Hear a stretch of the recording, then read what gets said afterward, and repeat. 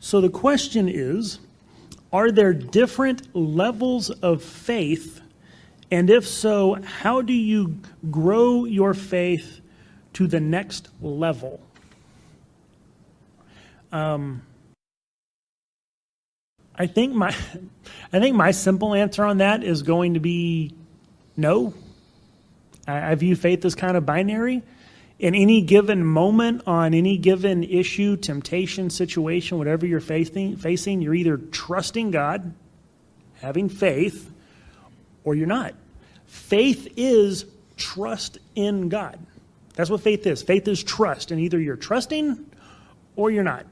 Now you might have, stronger, more confident, faith, but even in any given person, you're going to have areas where you more readily trust than you do in others. And so I don't know that it's right to view it as levels of faith. So that would be my thought on that.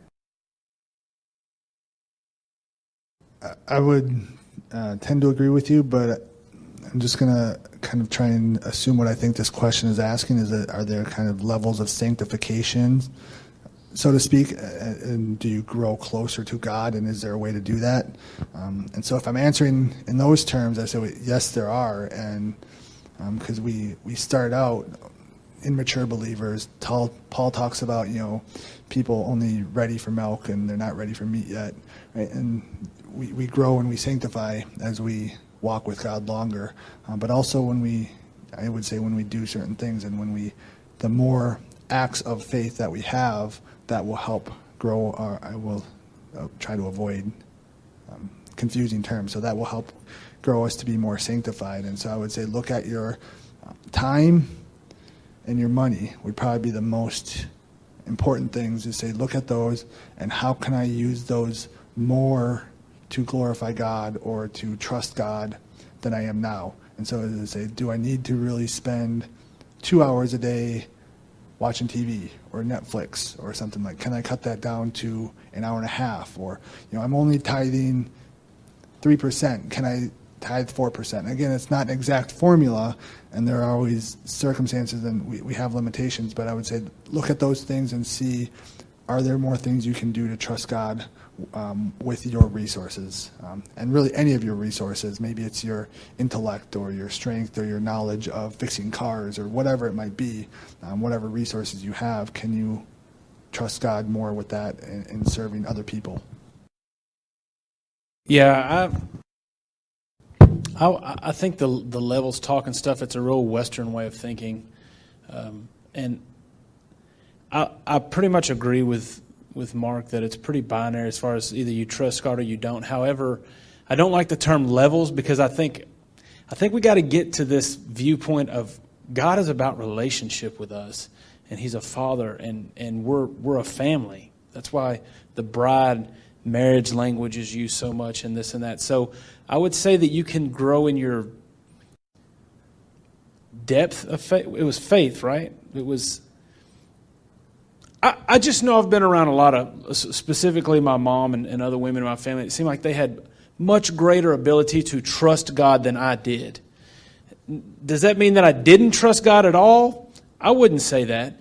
I think that you can grow in your trust, though, sort of like the sanctification, that as you get in a deeper relationship with God, and there's that level word again, deeper, blah, blah, blah.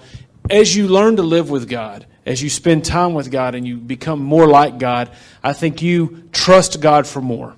Not for more as things, but I mean with more, I should say, rather. Or you trust God more. And I'll be the first to say in my own personal life that I wouldn't consider myself a man of deep, deep faith if it's just trust. I try. I try. But it's hard when God says, do this, and you're like, well, I don't know, God, that I trust you to provide my rent when I know I can work this job, or this and that. And so I think you can grow. I think you can grow in your trust of God, meaning, and this sort of sounds like levels, I guess, but I really do believe it's more just sort of binary. But I do think you can grow in your trust in God where you can trust God in bigger things, more life-changing ways, I think, I think a child, it's harder to trust God in life-changing ways, but as we grow in our faith and in our trust of God, we should be able to trust Him in bigger ways. I don't think that the apostles would have been able to spread Christianity after the first year of walking with Jesus. But I think after 3 years of walking with Him, they learned to trust Him to the point of death. And that's pretty remarkable to me. I like what you said. There's some things that if you're still struggling with this, then I'll open a can of worms for you. Pray for patience. Because we all know that if you pray for patience, then suddenly 20 impatient things will come your way, and you'll be like, why did I pray that? Okay. And my real issue is that there's not levels, but yet there's something. And I don't even know what word to describe it, but I do know that our relationship is based on an attitude. And there are some children here, and so I'm going to struggle with what I'm about to say. In Genesis, when they looked at each other, they were not ashamed. That's an attitude. And I don't know about the guys to my right, but the men that I've known in my life before have always been ashamed until they got married. Because what they were looking at was not holy and not correct. So there's something that happens to us. Now I can, because I'm married and I'm not ashamed. There's that attitude, that relationship we have with God and that person. When you think of another attitude, and this is my favorite, and this is where I struggle with levels, David and Goliath. Before David took on Goliath, he took on a bear. Before he took on a bear, he took on a lion. Before he took those on, and this is me and my American ways, how many Coke cans did he hit with a slingshot? I mean, do we just assume one day he picked it up and he was perfect? And he could kill anything that was moving and attacking? You've got, it's not in Scripture when you talk about something not recorded. It's not recorded that he practiced with that. It's recorded that he practiced his musical instrument. And then the next question is, when you look at David there with his brothers, they're all cowards at the moment. They won't fight.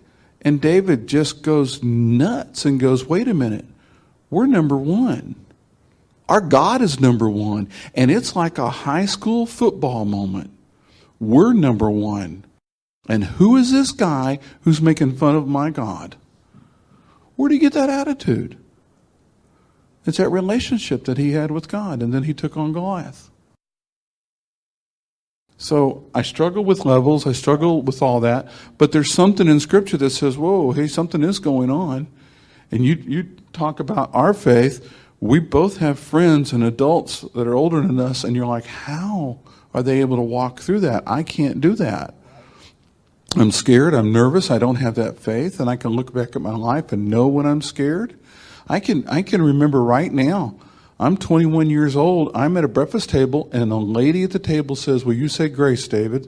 And I said, no, I'm not going to. I'm mad at God. And her fork hit the table, and she looked at me and came unglued.